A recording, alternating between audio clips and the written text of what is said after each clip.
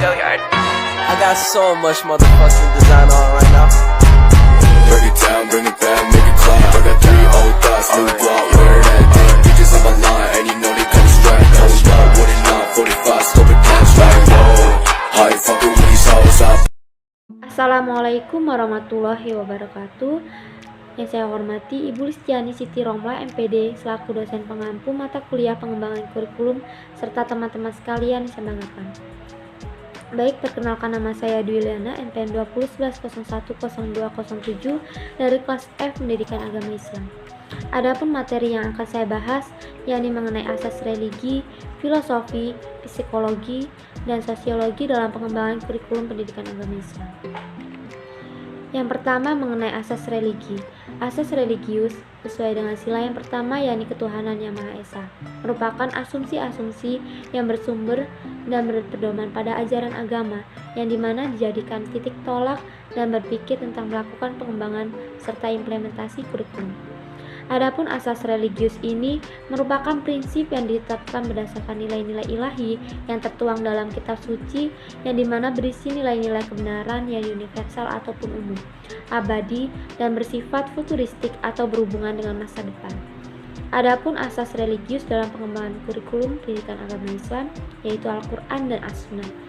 Dalam Undang-Undang Nomor 20 Tahun 2003, Pendidikan Nasional bertujuan untuk berkembangnya potensi peserta didik agar menjadi manusia beriman, bertakwa kepada Tuhan Yang Maha Esa, berakhlak mulia, sehat, berilmu, cakap, kreatif, mandiri, dan menjadikan warga negara yang demokrasi serta bertanggung jawab.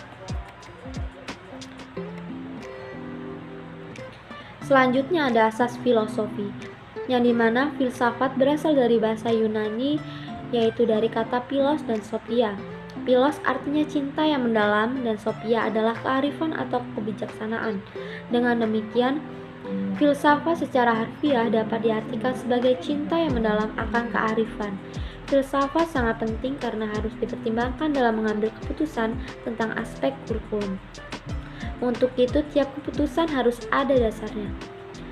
Ada 4 filsafat dalam proses pengembangan kurikulum, yakni yang pertama ada filsafat dapat menentukan arah dan tujuan pendidikan, yang kedua filsafat dapat menentukan isi atau materi pelajaran yang harus diberikan sesuai dengan tujuan yang ingin dicapai, yang ketiga filsafat dapat menentukan strategi atau cara pencapaian tujuan, dan yang terakhir filsafat dapat menentukan tolak ukur keberhasilan proses pendidikan. Selanjutnya terdapat beberapa aliran dalam filosofi sebagai landasan kurikulum. Yang pertama ada aliran perennialisme, 2 aliran idealisme, 3 aliran realisme, keempat aliran pragmatisme, dan yang terakhir ada aliran eksistensialisme. Adapun kegunaan dari filosofis pendidikan, yakni pentingnya filsafat bagi pendidikan bila kita ketahui ternyata banyak manfaatnya bagi kurikulum. Yakni yang pertama ada filsafat pendidikan menentukan arah kemana anak-anak harus dibimbing. Jadi filsafat menentukan tujuan dari pendidikan. Yang kedua, dengan adanya tujuan pendidikan ada gambaran yang jelas tentang hasil pendidikan yang harus dicapai manusia yang bagaimana yang harus dibentuk. Dan yang ketiga, filsafat juga menentukan cara dan proses yang harus dijalankan untuk mencapai tujuan. Adapun filsafat memberi kebulatan kepada usaha pendidikan sehingga tidak lepas. Dengan demikian terdapat kontinuitas dalam perkembangan anak. Dan yang keempat, tujuan pendidikan memberikan petunjuk apa yang harus dinilai dan hingga mana tujuan itu telah tercapai. Dan yang terakhir, tujuan pendidikan memberi motivasi dalam proses belajar mengajar bila jelas diketahui apa yang ingin dicapai. Adapun landasan dari filosofis pengembangan kurikulum, yang pertama filsafat dan tujuan pendidikan, yang kedua filsafat sebagai proses berpikir filsafat. Selanjutnya ada asas psikologi, yang dimana psikologi sebagai sebuah ilmu yang menjelaskan kepribadian manusia memberikan kontribusi terhadap pengembangan kurikulum. Peran psikologis sebagai sebuah disiplin ilmu, yakni memberikan informasi tambahan kepada guru dan pihak-pihak terkait dalam pengembangan kurikulum berdasarkan teori-teori yang terdapat di dalamnya, serta berorientasi pada sisi kepribadian peserta didik. Berikut hal-hal penting yang harus diperhatikan dalam pengembangan kurikulum. Yang pertama, seleksi dan organisasi bahan-bahan pelajaran. 2. Menentukan kegiatan belajar mengajar yang paling serasi dan efisien. 3. Merencanakan kondisi belajar yang optimal sehingga tujuan pembelajaran akan cepat tercapai. Adapun unsur-unsur asas psikologis, yang pertama, psikologi perkembangan peserta didik. Yang kedua, psikologi belajar peserta didik. Selanjutnya ada asas sosiologi. Sosiologi merupakan ilmu pengetahuan positif yang mempelajari masyarakat serta mempelajari berbagai tindakan sosial yang menjelma dalam realitas sosial. Sosiologi sendiri lahir pada abad ke-19 di Eropa karena terjadinya pergeseran pandangan tentang masyarakat.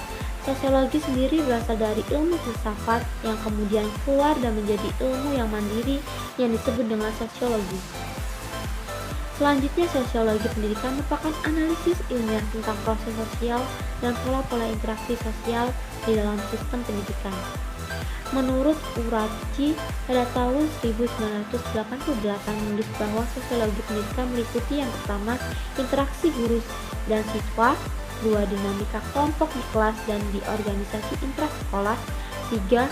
Struktur dan fungsi sistem pendidikan, dan yang terakhir, sistem-sistem masyarakat dan pengaruhnya terhadap pendidikan. Adapun hubungan sosiologi dengan kurikulum, hubungan sosiologi dengan kurikulum yakni ada peran sosiologi terhadap kurikulum itu sendiri dengan tujuan agar siswa atau masyarakat dapat bersosialisasi lebih luas untuk mendapatkan pengaruh tekanan masyarakat terhadap pendidikan dan tidak bertentangan dengan nilai-nilai yang berlaku dalam masyarakat.